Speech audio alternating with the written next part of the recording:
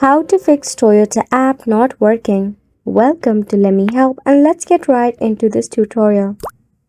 In the case of your Toyota app not working, there might be because of a bug or a glitch issue. In order to fix it, press and hold onto your application and head to App Info.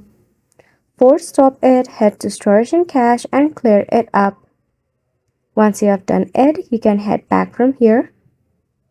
Now, tap Open your settings and head on Apps.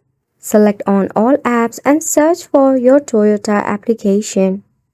Again, force stop it, head to Storage and Cache and clear it up. While you are in your setting, you can head back to check for your system update.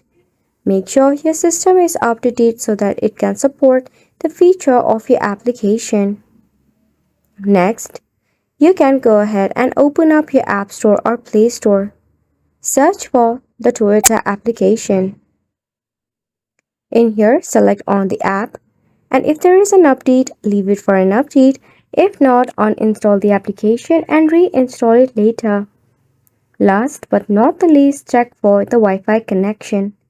Switch to your cellular data or enable your airplane mode for about 3 seconds and turn it back off. Which wraps up the tutorial as well. Thank you so much for tuning in.